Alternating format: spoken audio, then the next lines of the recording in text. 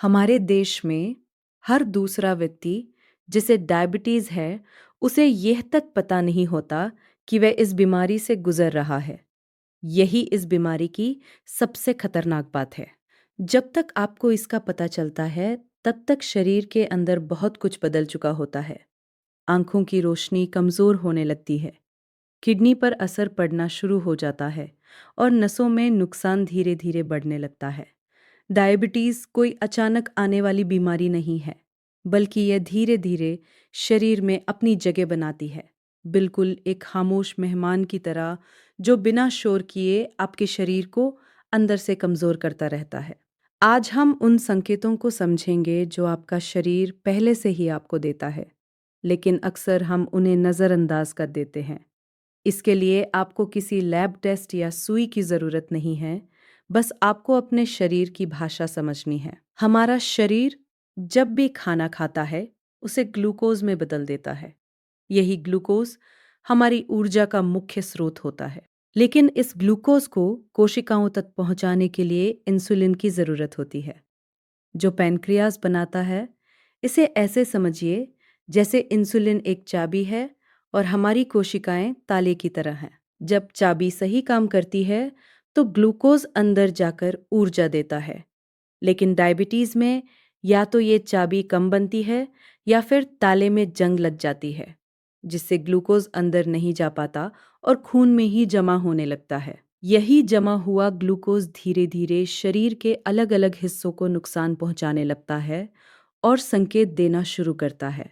सबसे पहला संकेत होता है बार बार पेशाब आना।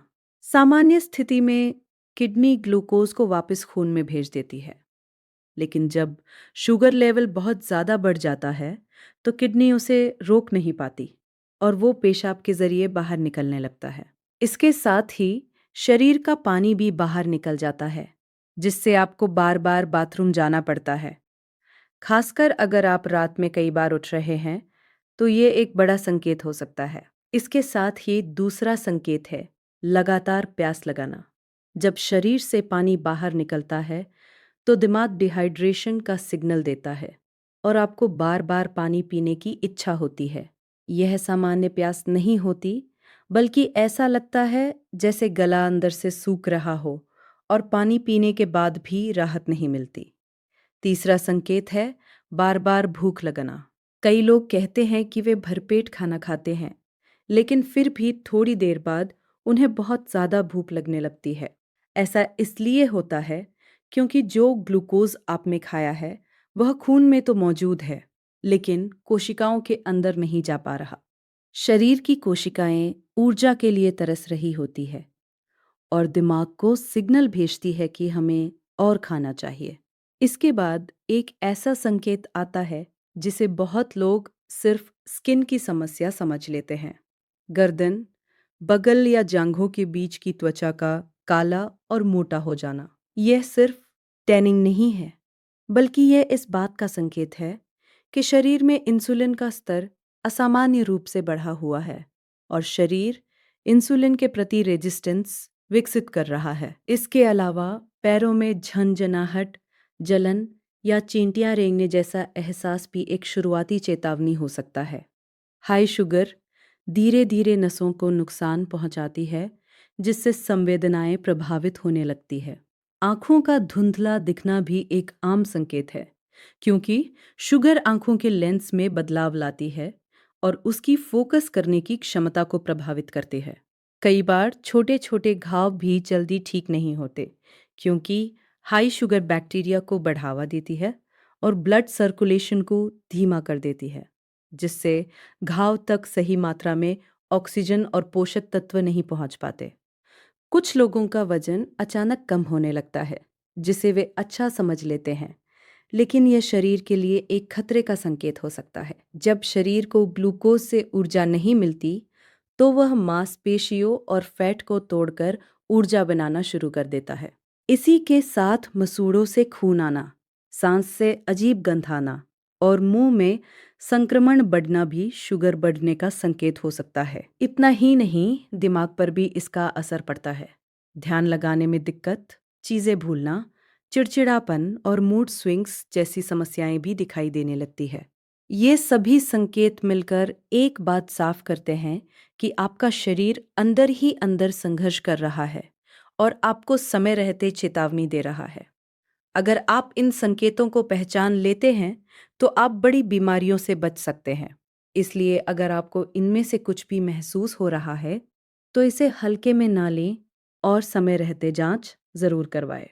लेकिन अच्छी बात यह है कि सही समय पर सही कदम उठाकर इस स्थिति को काफ़ी हद तक नियंत्रित किया जा सकता है। सबसे पहले आपको अपनी डाइट पर ध्यान देना होगा। अपनी थाली का आधा हिस्सा हरी सब्जियों से भरें, जैसे पालक, मेथी, करेला और लौकी। फाइबर शुगर के अवशोषण को धीमा करता है और ब्लड शुगर को कंट्रोल में रखने में मदद करता है। सफ़ेद चीनी, मैदा और प्रोसेस्ड फूड्स से दूरी बनाएं और उनकी जगह ओट्स, रागी या ब्राउन राइस जैसे कॉम्प्लेक्स कार्ब्स को अपनाएं। रात में मेथी दाना भिगोकर उसका पानी पीना भी इंसुलिन सेंसिटिविटी को बेहतर बना सकता है। इसके साथ ही शारीरिक गतिविधि बेहद ज़रूरी है। हमारी मांसपेशियां स्पंज की तरह काम करती है, जो खून से अतिरिक्त शुगर को सोख लेती है। इसलिए हर भोजन के बाद 10 से 15 मिनट टहलना एक छोटी लेकिन बेहद प्रभावी आदत हो सकती है। हफ्ते में कुछ दिन हल्की एक्सरसाइज या योग करने से भी शरीर की इंसुलिन सेंसिटिविटी बढ़ती है। नींद और तनाव भी उतने ही महत्वपूर्ण हैं।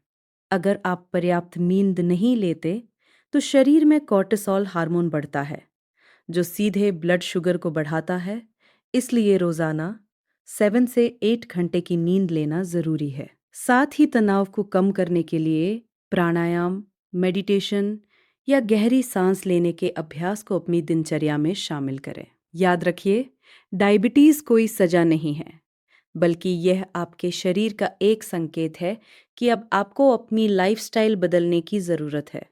अगर आप प्री डायबिटिक स्टेज पर है, तो सही बदलावों के साथ इसे पूरी तरह कंट्रोल और कई मामलों में रिवर्स भी किया जा सकता है।